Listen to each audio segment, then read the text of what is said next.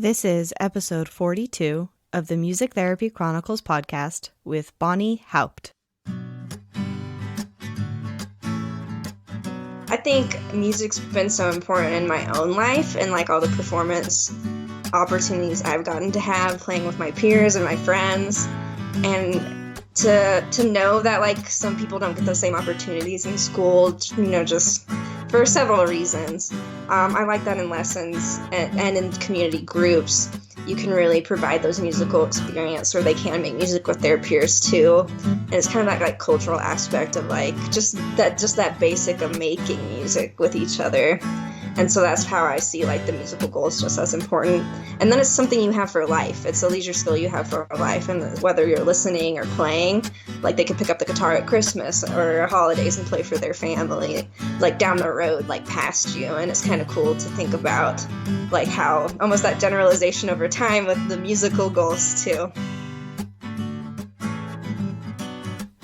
You're listening to the Music Therapy Chronicles, a podcast about music therapy from a variety of perspectives.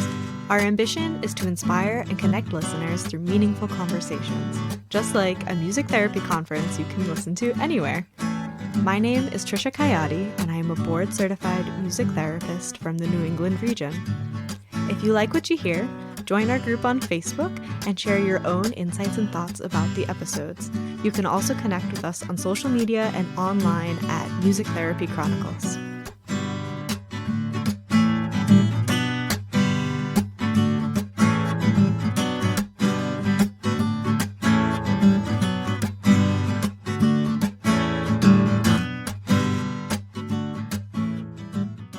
To the Music Therapy Chronicles podcast. In today's episode, I have my conversation with Bonnie Houpt, who is a music therapist currently stationed in Colorado. And in this conversation, we talk about Bonnie's experience with burnout as a new professional, her resources and online presence that she created as a way to seek to both give and find the support system she needed so much, as well as how she has used self-care and creating routines for herself to overcome her burnout. Oh, and we talk about adaptive lessons and some of her tools and resources and ideas she uses for those. If you're enjoying the podcast, please leave us a review on Apple Podcasts. They really help the podcast be more visible. And you can find us on social media at Music Therapy Chronicles. Also, please consider joining our group on Facebook. And if you haven't heard already, for the month of February, all Patreon donations are going to be donated to the Australian Red Cross to help with their relief efforts regarding the forest fires over there. So please consider becoming a patron over on patreon.com. The link is always in the show notes, so you can find it there. And without further ado, let's get into this episode with Bonnie.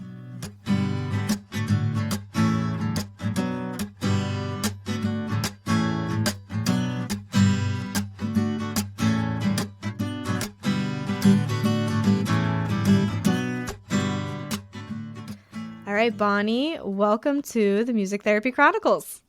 Yay, thanks for having me. Of course. Thank you for being on the show. We were just talking before I pressed record about how you've been one of our number one fans since the very beginning. And I so appreciate that, knowing that the podcast is getting out and people are enjoying it and still listening.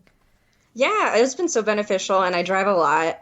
So it's been one of just my staples. Whenever there's a new episode, I'm like, download, and I listen to it on my drive and just love the different perspectives that your show offers. Thank you. Oh, I appreciate that. That's so nice. So today we're going to hear yours. Can you start off by telling the listeners a little bit about yourself outside of music therapy? Yes. Okay. Outside of music therapy, I am an avid cat lover, a proud cat mom, and I live in Colorado, and so I do some hiking and exploring. And those are kind of the two main things outside of music therapy, because then a lot of my time is spent with music therapy and different associations and such. Yeah, tell us different associations. Tell me about that. Yeah, so I recently am the membership committee representative for the Midwestern region for AMTA. So it's one of those volunteer positions for the region, and I'm just really excited to start working on kind of advocating for membership, specifically for the Midwest, but for AMTA in general. And then Colorado's got a music therapy association as well, and I like to connect with them on their Facebook group and stuff like that. Recently, I organized a business owners brunch, and so we're trying to get that growing too in the Denver area as well. Good for you. That's awesome. So, plug AMTA. Why should we join AMTA? Oh, there's so many good reasons. I get a lot out of the research. That's a big one for me.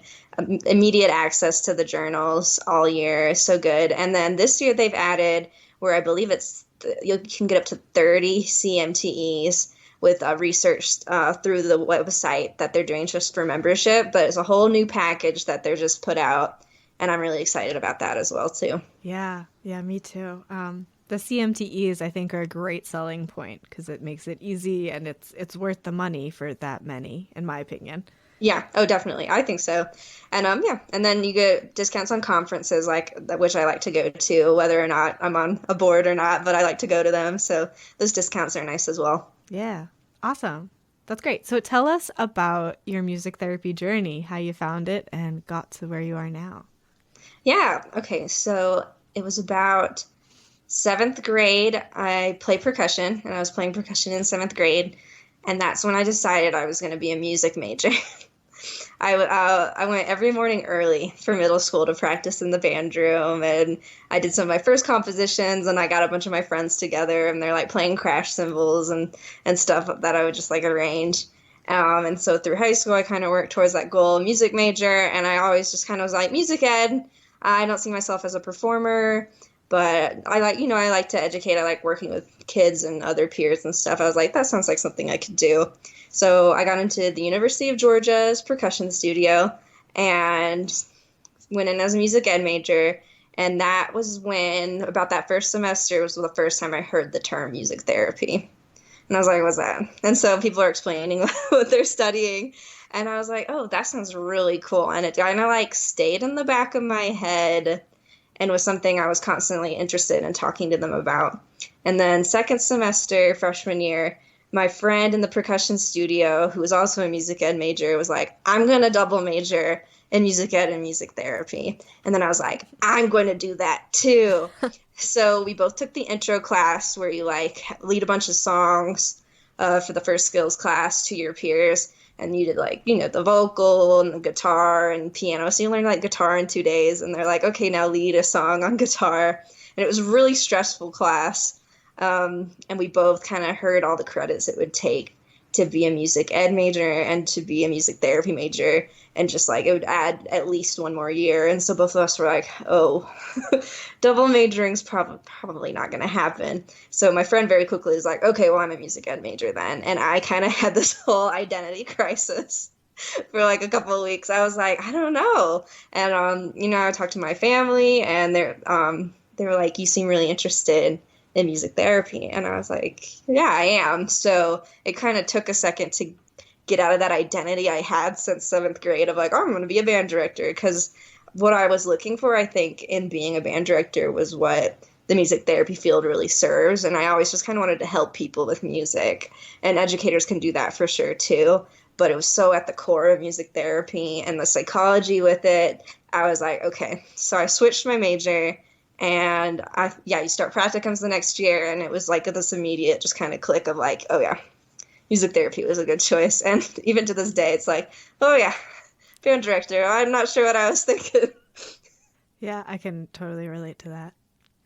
So, but you now do adaptive lessons, right? Yes. Yeah, so it's kind of cool. I've kind of come full circle in a way. And in a way, it's cool to see how my interests have always lined up. Because for internship, I was really adamant about I'm going to work in a school. So even though I wasn't a music educator and was interested in music therapy, there were still like interests from both that I kept a lot. So I ended up interning at a private school in Omaha for individuals with disabilities, like all the grades, which was awesome. And I got a ton of experience and really fell in love with that population there. And they had band classes in the school where I really started kind of working towards adaptive lessons too. And so I've kind of have like the best of both worlds where it's like I'm not a band director, but I do get to teach music sometimes, along with music therapy too. And so sometimes I teach an instrument in therapy if it meets the goals that are non-musical. So like with ukulele, you could work on really specific fine motor goals while learning the ukulele. We're just not as focused about learning the ukulele as an end goal, but you can kind of use that learning to work on the other goals. And then in lessons is very much working on those performance leisure skill goals, which I find just as beneficial. I think it's so cool to see what you can get out of lessons versus therapy with the musical goals, because I feel like I've found musical goals are just as important as those non-musical goals. Yeah, what an important mindset. Tell me more about that.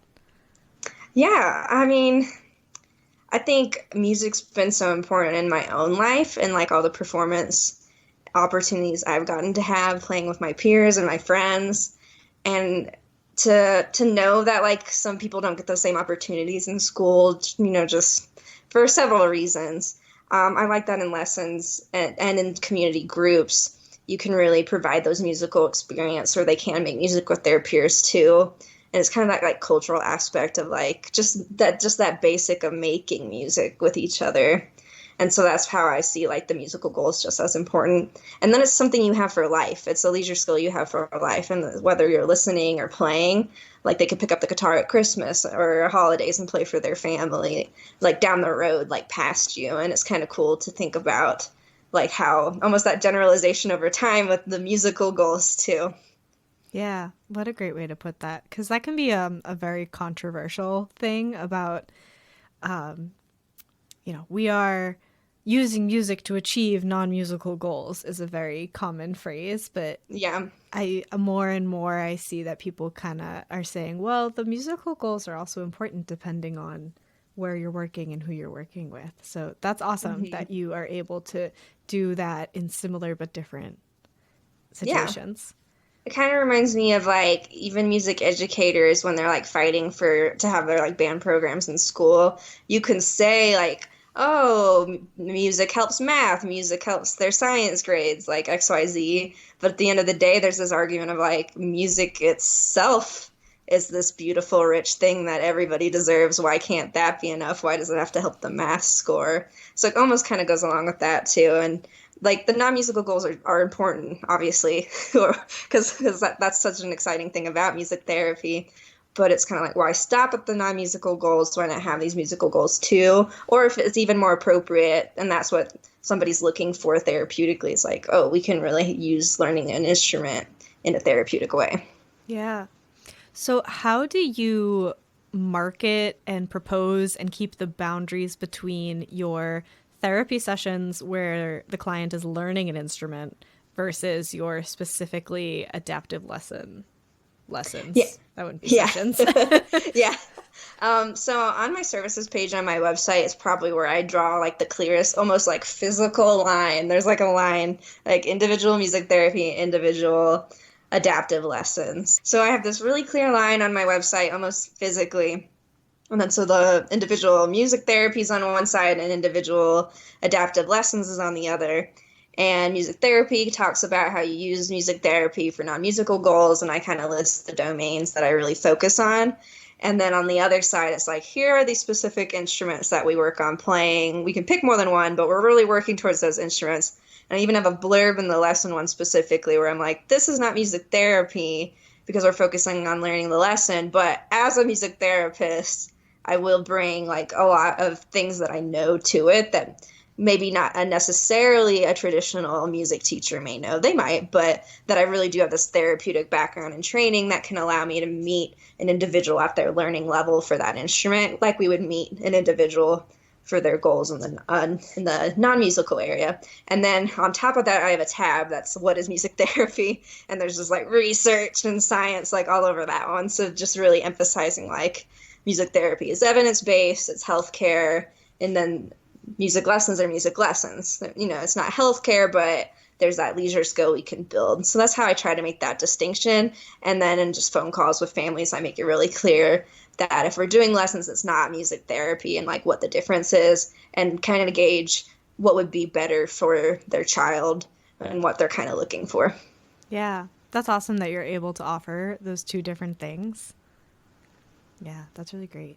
Yeah, it's a lot of fun, and I definitely like both are so enjoyable to do. So, What instruments do you do lessons for? voice, percussion, guitar, ukulele, piano. Nice. And I'm a percussionist, so that's the one I'm most confident with. But ukulele, guitar, they're all pretty popular actually. So Yeah, I believe that. When you do percussion, do you do like marimba? Do you do like African drums or like Cuban drums? Like what do you do? yeah, well, for the most part right now, equipment wise, it's kind of hand drums, frame drums, maybe some West African drums that I own. And if they have a drum set at their house, because I do in-home work, oh yeah, we can do drum set. But for now, I don't have a clinic, so I definitely kind of want to get a clinic down the line because I do own a marimba. It's just out of the state. So if I could get a space, I could bring my marimba in, bring my drum set in, and offer that too, which I would love. So I hope to see that grow into that. So for now, it's really kind of rhythmic based. And which, as music therapists, we know just rhythm itself has so many benefits. So it's kind of just like really learning to read and play rhythms. And then that could help if they want to learn a different instrument down the line because they're going to have that rhythmic base just kind of down. Yeah, totally.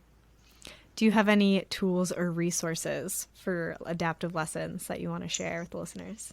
Ooh, I don't know. I adapt a lot of my own kind of thing. I do like a color coded system. So I'll put stickers on the ukulele and stickers on a piano synthesizer and kind of match those colors to the note names that match my little bell set so that you can see the letters on there too. So that's like a big one I start with that color matching to like learn the letter names. Otherwise, let's see. Wade Richards has a really cool guitar adaptive kind of, I think a book. I'd have to look into that a little more, but I know he's got a really good resource for that. There's a lot you can do with guitar with non-traditional tuning, kind of the open, like D is a pretty good one. And sometimes for guitar, I'll tune it all with the first and fifth if they're doing that kind of bar. That way the third doesn't get in the way of minor chords. And so you could maybe play the minor chord to get the minor sound playing with them, but they still get that root sound and could play a minor chord in that open tuning. So those are kind of big ones. I am presenting on adaptive lessons at the Midwestern region. Yeah. So stay tuned. Oh, I'm excited to hear about that. If you're in the Midwest, go to conference, go see Bonnie, learn adaptive lesson things. Yeah, and I mean, just on Facebook, you can find a lot of resources and even just ask questions, and people have a ton of good ideas for that too. But a lot of it's just kind of being patient, kind of seeing where they are. I'll adapt different kind of reading systems based on an individual. I've really individualized it, which makes it, I feel like, similar to music therapy. But again, we're working on really that kind of performance space, so that's kind of the line. But it definitely blurs. I feel like the line blurs. Yeah, but not in a bad way. Like, yeah, music is music, and we should all be able to use it for yes, whatever we're trying to achieve in life. Yeah, definitely. Yeah. So you also put out a ton of resources, intervention ideas, videos, posts. Like, you're pretty active on social media. Oh, yeah. So what inspired you to do that? That's a great question. When did I start? I don't even know. I think it's either in my internship, like late in my internship, or right at the beginning of my professional career. But I'd have to go look. That's probably an interesting timestamp. But I think I was feeling like I needed support as a new professional. So I wanted not only to find supports, but to give back too. So like I'd find something cool and be like, oh, that's helpful. And then I'd be like, oh, I wrote this song. Why can't I share it too? So I just started kind of posting over time, and it's picked up as I've created my own business. But my idea is I just want to create as much kind of accessible sources that people can go to for either direct intervention ideas using the songs, or even if it's like, oh, that makes me think of something else I'd want to do. And to kind of just keep that creativity, because I feel like when professionals are burnt out or there's stuff going on in personal life, it can be really hard sometimes to session plan. And any way I could help, because I feel like the online resources I've found were just like critical in my early career of like providing that support for me to be creative. And so I just kind of want to give back to that cycle. Yeah, what a great way to put it. That's one of the wonderful things about our profession is everyone is always just like wanting to give back, wanting to do more, wanting to create community or whatever. Just wholesome people. We are wholesome people. Oh, yeah. And you can find things to invest in online and find the people that resonate with you. And so many of these creators are giving out so much, so many free materials. So you can really go and explore and use their materials. And if there's somebody that's really a good fit, then you can do that extra investment. Because I feel like new professionals especially could get kind of stressed out by the idea of like, oh, I have to pay for this membership to get this support I need so I don't burn out and leave the field. And it's like, well, there's a lot of free things too, and there's a lot of Facebook groups. So start there, and you could save up even too if there's something is like, oh, I would like to join that, but it's not in the budget right now. You can like make that a goal, make it like, okay, I'm going to save up or earn enough to get to where I can be a membership for that site because I like what they're putting out. Yeah, definitely. So what was it like for you starting your practice, looking for this support, but also giving it out at the same time? Walk me through that journey. Yeah, well, I had a couple of jobs before I started my practice, and that's where a lot of the burnout set in. I was pretty isolated for the most part at both locations. So like everything just, going from that internship to kind of like, okay, now it's all me. I have to do all this planning, very light supervision, like, oh, like, what do you do? So I was really burnt out. And that's when I began to kind of cultivate and collect like online resources. And a big changing point was a national conference. I met Ami Kunimura, who I believe you've interviewed. Mm-hmm. And I love Ami. And I just kind of was walking by her booth, and she had these little mantras you could like take away that are just these like awesome positive things. Like I wish I had some with me, but it's like design your life and just like things that are like, oh, cool. And she's like, yeah, take them. And she had the Self-Care Institute being advertised, and I had never heard about it. So I signed up for her email list. And then after conference, that next like January was when I was like really, really burnt out, kind of like, I need more support. I don't know what's going on. And I kind of like remembered her from conference. And so I bought her ebook, and it changed everything because I was able to identify like, this is burnout. Before I couldn't even like put a word what was happening. It was just like this weird thing of like, I love being a music therapist, but I dread going to work every day. Like, what? Like, I don't understand. But that's such a common thing during burnout, but it's hard when you don't have that name to it. And then just like self-care implementation was in the ebook too. So I was able to start making those self-care routines and realizing like, I have to take care of myself to take care of my clients. And I'm, you are the most important person at the end of the day, and like really trying to embody that. And so then fast forward later in the year, I ended up leaving the jobs to go full time with my business, which I don't regret at all, just because I think I have this entrepreneurial spirit I didn't really realize. And yeah, and so I kind of increased my videos more because it became kind of part of the business. But I had been putting them out pretty infrequently, and I think I kind of try to do once a month, but even still I don't. It's kind of like whenever inspiration strikes, and I'll like make stories too to share things. And just the support that I've found online over that time through that burnout, not just with Ami's book, but a lot of online resources too, and people you meet at conferences, and just kind of continually creating and supporting myself through finding these supports has allowed me to be creative to put these videos out and hope that it also helps people too.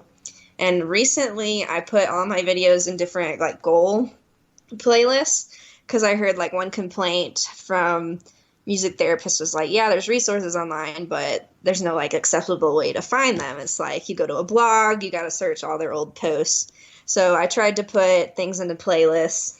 So if people are like, I'm specifically looking for a fine motor song, at least they kind of have somewhere to go to, and hopefully something in there helps them out.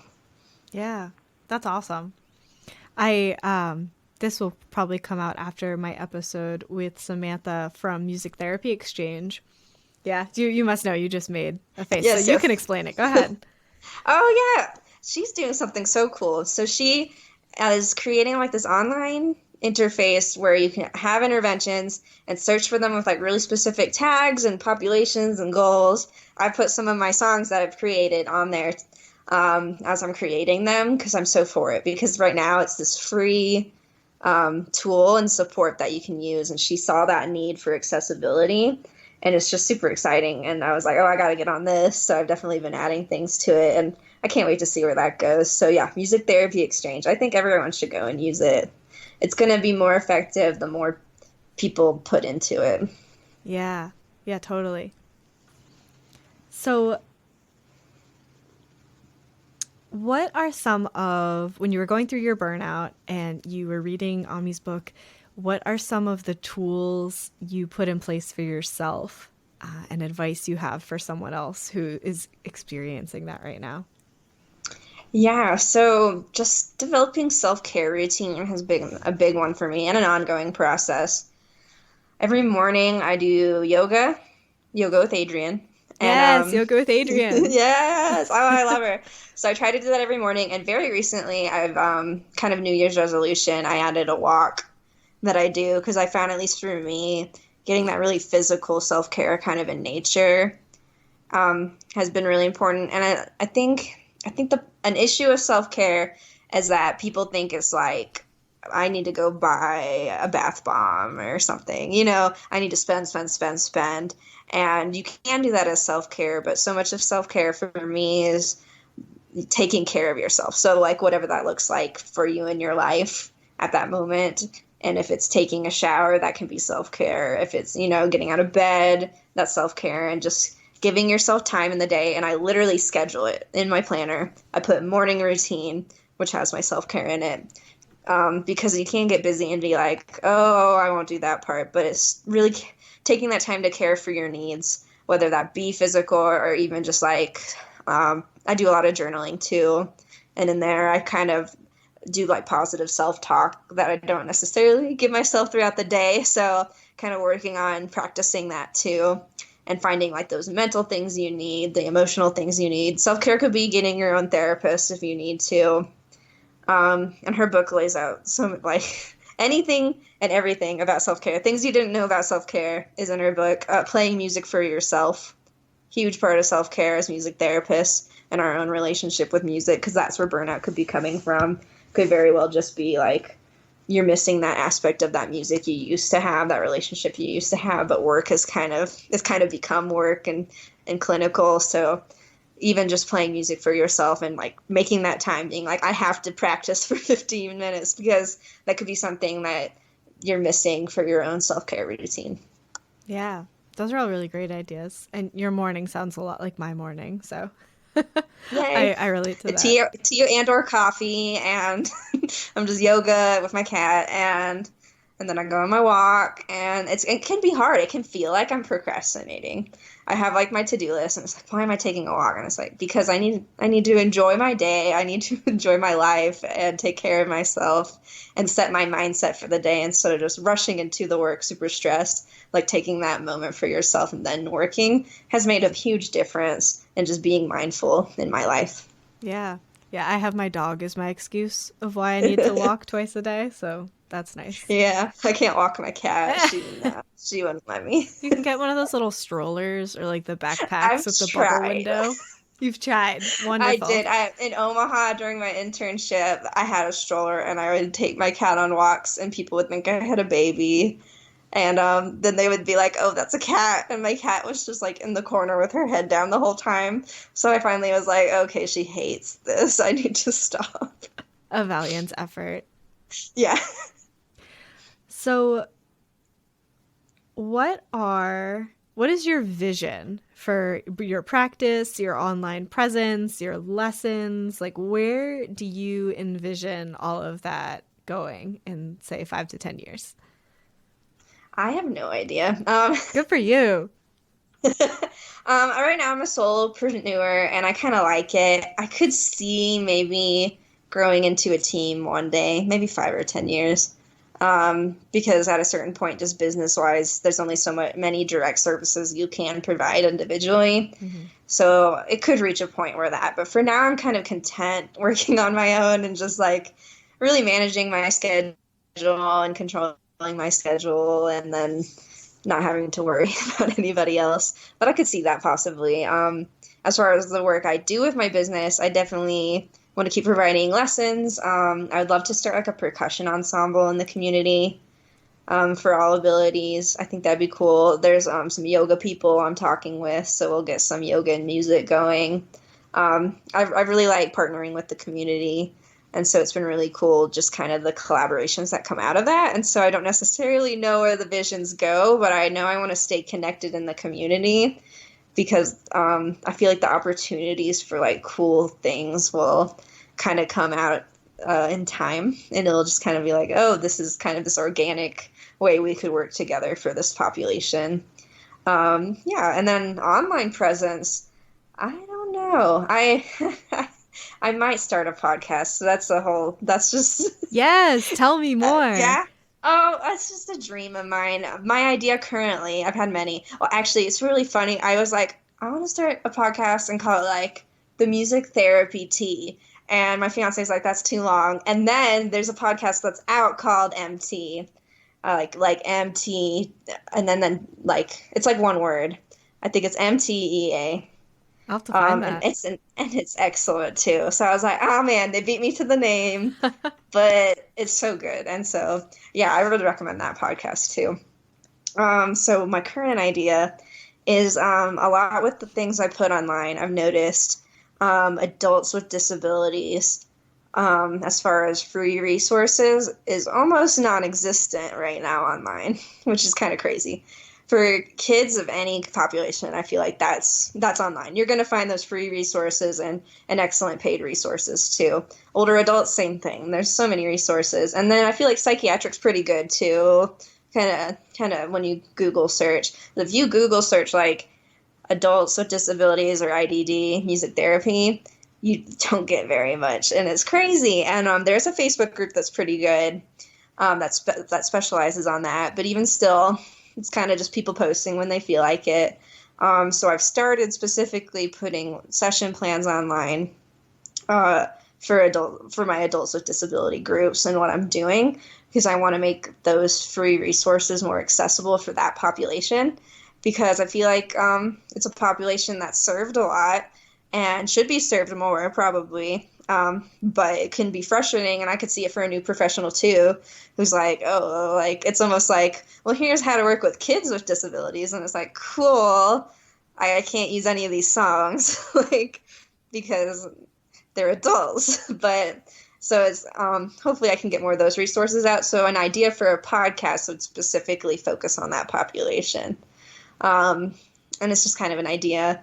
And I could like interview people who work with adults with disabilities and music therapists and just have that as a free resource for professionals to provide the best services possible. And then my sister actually has autism, so I would maybe interview her too if she wants. I don't know. She doesn't know about this yet. It's all brainstormed.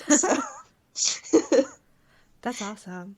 I love that idea. I love that idea a lot because you're so right that there are a lot of us working with that population, but the resources out there are not, they're different ends of the age spectrum. Yeah. You know, spectrum in this context, it can be confusing. So, but Yeah. I have the same thing where I'm working with I do kids, but I also have adults. And I go to the sessions. And I remember one day, one of the one-to-one care staff had a shirt, and on the back it said, "A kid with autism grows up to be an adult with autism." Which, like, is obvious, right? But when you sit Yeah. and think about it, it's like, it's so true. So I go to my school groups, and there's the structure and the paraprofessionals and the tools for prompting, responses, and they have all of these supports set up for them to grow and to be able to be independent, or as independent as possible. And then I go to my adults groups, which is at a community center per se, and those tools aren't available. The structure isn't quite there. The one-to-one care staff don't necessarily talk to each other and like prompt in the same way. And it's kind of like, well, they're working on the same skills and my interventions are different, but how do we kind of bridge that now that they're an adult? Yeah, and I feel like it's so difficult because there's that focus on like early intervention, and it is so important, but it's almost like it gets focused on so much. They graduate school, and then what? Like, I feel like they lose so much support just in general. And there are things out there like community centers, and there are day programs, but even then, I feel like just the accessibility of it is not always clear. And then it's almost like there's just so much focus on that younger age. And then, but it's the same kids that we work with. Like, it's the same people who still need support. So it's just interesting. Yeah. It's also, what sticks out to me is, say, a client who I have in an adult group who is 44 had very different, in quotes, early intervention than my current clients who are 13. And it's not uncommon that they are working on the same goals because the 44-year-old didn't get all those tools and support staff and groups and all those school things that hopefully students have now who need those things. They didn't have those. Yeah. So it's like, okay, so how do I do this now? Because they're capable of achieving all of that. They just didn't get it when they were 5, 7. Yeah, and there's such a mix too in like groups that you work with. I feel like with that population and even an age range. And so then it's just I feel like there's so much difficult with it, such a need with it, and then you go online and it's like crickets, but people are working with these populations. So it's almost like trying to find a way to just either make it more accessible, and that's what I want to kind of do with my session plans, and just have them all in one spot where you can just go and look for ideas and resources, a podcast maybe. I feel like music therapy exchange could be a really cool way for that too. If that population was specifically like targeted more. I think unfortunately right now, if people were to go put on, I don't feel like that is a population for whatever reason will get shared as much. I think they're going to be kids songs and like older adults and like typical adults. And then you're just like, what about the adults with IDD? Yeah. Well, that's awesome that you have that idea and that you have the session plan resources and all the other stuff you're developing. So I'm definitely going to check those out and thank you. Get some inspiration for my groups this week. I'll definitely keep posting the session plans. It's literally just like, okay, I did this group. I'm just going to post the session plan and what we did. If anyone has any questions, like, feel free to ask. Like, let's just get some ideas out there going just more consistently, and then have that one spot where over time, hopefully it's a pretty big collection of session plans, and maybe down the road even like organize it from that step. Like, okay, now here are my themed ones. Here's, etc. Yeah. I find too with my older adult groups, I shouldn't say that because then it sounds like I'm saying geriatric. My adults with ID groups, I can do bigger projects with them. And then it's like an age appropriate thing where we do a songwriting and then we do a multimodal transfer to say art. And then we do a recording the next week or anyway, that's my thought on a session plan. Yeah, for sure. I feel like that's so true. That you can really do like those larger compositions, which is cool, and then would be really meaningful too. Yeah, for sure. It's a good idea. Thanks. I was thinking about my own group, so let me write that one down. Yeah, for sure. Obviously not an original idea. Plenty of people are doing that, but that's whenever I'm like, there's so many unage appropriate things going on in my brain, and I'm like, what do I do? I'm like, okay, well, let's bigger picture. What can we do? Yeah. And I feel like it's okay to share even things that aren't like original that a lot of people are doing, because it's like it could still spark that inspiration in someone who maybe hasn't tried it or they haven't done that in a while, or it makes you think of a song you could work with the group. So like in one of my last session plans, I talked about how we did a rainstorm kind of drum circle. And I mean, a lot of people do that, right? A lot of people make the rainstorm. But again, like, why not share it? Because you never know if that's the week that somebody could do a rainstorm, or maybe somebody hasn't actually tried the rainstorm, or maybe there's something about your rainstorm that's different that could be incorporated again. So I feel like even sharing ideas that you think are obvious can be beneficial too, because you never know who needs to hear what when in what parts of their life or career. Yeah, I haven't been reminded of the rainstorm in a while, so thank you. Yeah, exactly. And it was fun. And when I do my rainstorm, I like to we do like kind of making the rain, and then I take out a rain stick and a thunder tube and I pass it kind of down the arch on both sides while we're kind of still making the rainstorm. And I feel like it's just a fun twist to add those instruments, because that's fun I do that for any age, adding in my thunder tube and rain stick, because they're just instruments you don't get typically. So in any setting. So it's always fun to like play a thunder tube, because you're like, what is this? Yeah. Yeah. Oh, good one. Good one. Good one. Do you have anything you want to add before we move into rapid fire? Let me think.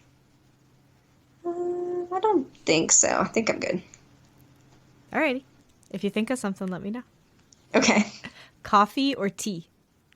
Coffee. I drink tea too, though. So both? Or like, ooh, what about London fog? There you go. You've broken my rapid fire questions. I drink a good London fog. If it's like rainy, that's my go-to. And I make it at home too with my espresso machine, put it in my Earl Grey tea bag. But I probably would drink coffee more, but I drink a lot of tea. Yeah. Early bird or night owl? I'm like a night owl trying to be an early bird. To get that walk in the morning. Gotta get up early. Exactly. I feel like I get really bummed out if I sleep in, but I tend to sometimes at 10 p.m. that's when like inspiration hits, but I wish I'd be going to bed, so it's a weird mix. Mm-hmm. Something you'd tell your younger self? Okay. I think somebody has said this on an episode, but it resonates with me. Be kind to yourself, I think, would be what I want to tell myself at the end of the day. I think there's a lot of things in life that seem more stressful than they are, like in the larger scheme of things. Or I can be very harsh, and it's just not reality. So just being kind to myself as ferociously as possible. Yeah. Your music therapy elevator speech? Ooh, okay. I feel like mine's pretty standard. I tend to go, music therapy is using music to achieve non-musical goals. And then I'll kind of tier into like mostly the populations I work with. So I could be like, so for a kid with autism, this could be working on socialization or communication through music activities. Yeah. Your favorite self-care practice? Ooh, okay, we've talked about this a little bit. The walk's probably been my favorite. I just like feeling my feet while I'm walking and like seeing the scenery. Sometimes I listen to a podcast. It just really sets my day with such a good tone, and I can feel it when I don't do it. There's like that difference in the day, and just that really just clear time of like, what intentions do you want to set for this day? And kind of finding that gratitude in it. Yeah. Well said. I recommend walks for everybody. I wish I could be a runner. I wish I could say my self-care was running, but it's not. So. It doesn't have to be. Not everyone needs that level of intensity. Yeah, my dad is a big runner, so I feel like there's always been that pressure, but no, it's not happening. Something that's currently adding value to your life? My family and my family that I have kind of created in Colorado. I'm out here with my fiance, and my cat, and they bring me a lot of joy every day. So this is probably a pretty typical answer too, but definitely my family brings a lot of value, a lot of self-care into daily life, hourly life, minute life. Yeah, that's an important reason why it's a common answer. Yeah, for sure. Yeah. It's just, they're such a good support, and have always been encouraging, and then we go on adventures. So it's just that nice kind of away from work, having that really strong foundation I found valuable. Yeah. Your favorite intervention or song to use in a session? All right. So this is what I have today. I might play the ukulele. I guess we'll have to see what it sounds like. Does that sound okay? Yeah. All right. So what I do, and this is something I use more in lessons than music therapy, but I could see it used in both. I will take Kung Fu Fighting to teach ukulele chords. So you go like, oh, and then hold up a color. And I got green here, and it matches with the colors on the chord. Oh, and then you like hold up a different color, and they got to play that color, and it's just been such a blast to do. You can do it like as fast as you want in between the chords, or kind of get more time for shaping. But it's been like this really humorous kind of song to use with clients and students to work on those chords. But you could do that for like sequencing, fine motor, and music therapy too, I think. So I don't know if I could do the verses, so like copyright wise, but I didn't even think of that, honestly. But I saw your video of that intervention. I don't know if it was on Instagram or Facebook. Yeah, I put it in a story that day. I was just like, this is awesome. And that's one where I would be scared to make a video just because I don't know about copyright. But I imagine the O's are fine. You can't prove that was Kung Fu Fighting. I see. Those are things I don't even think of. So I guess we'll find out if the podcast gods tell me that I broke the This copyright. was Bonnie Houpt covering Kung Fu Fighting. There you go. That should be fine. I think covers are fine, right? Thanks. Appreciated. Yeah, not an original. But yeah, that one's been fun. I shared it on my Instagram because I was like, this is awesome. Then I did it in a session and it was awesome. So it's just been going so well. And just like that quick cueing of the colors gives that visual support and just kind of makes it fun. So Good. I like that one. Thank you for sharing. And lastly, where can people find you and connect with you? yeah, so I'm pretty active on social media. I'm at Rhythmic Roots Music Therapy on Instagram and Facebook. I also have a LinkedIn, YouTube, Pinterest. You can find all that on my Instagram in the description. That's probably the easiest for that. Yeah, and then I'm on like many of the Facebook forums too. If you see Bonnie Houpt, I like talking to people, so don't be shy. You can send me a message. Awesome. Well, thank you so much for talking with me. This has been a really great conversation, and I appreciate you making the time to be on the show. Awesome. Thanks for having me. This is a dream come true. So Aw. I can't wait to listen to this episode while driving. Like, I said that. I said that. Yeah, like, oh gosh, I said that. I always tell myself when I put these out, I'm like, Tricia, done is better than perfect. Like, someone That's so will get true. something out of whatever was said, whether it was me tongue-tying myself or, whatever. Yeah, and I mean, if we worked to perfection all the time, then like things would never get shared. Mm-hmm. And that's why my videos are so low edited, everybody.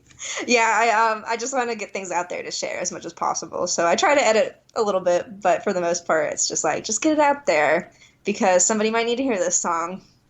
Agreed. And I look forward to hearing your podcast. Unless it evolves into something else, no pressure. I look forward to We'll seeing see. what happens. I'll let everybody know where that creative flow goes to one way or another. Yeah. Awesome. Thank you so much and have a good evening. Thanks, you too. Bye.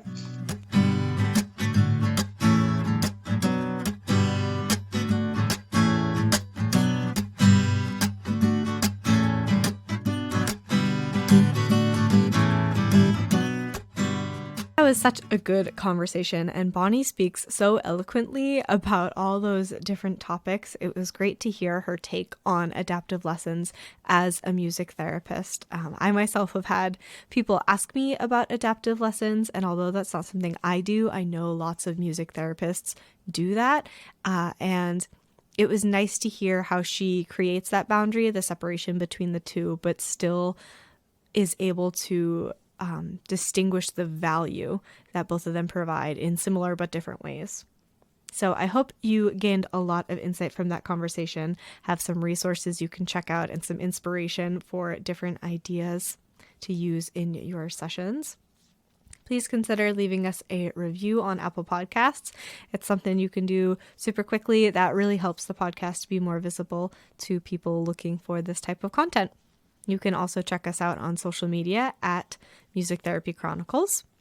And if you or somebody you know is interested in being on the podcast, or if there's someone you want us to reach out to, please send an email to feedback@musictherapychronicles.com. This podcast isn't possible without our guests.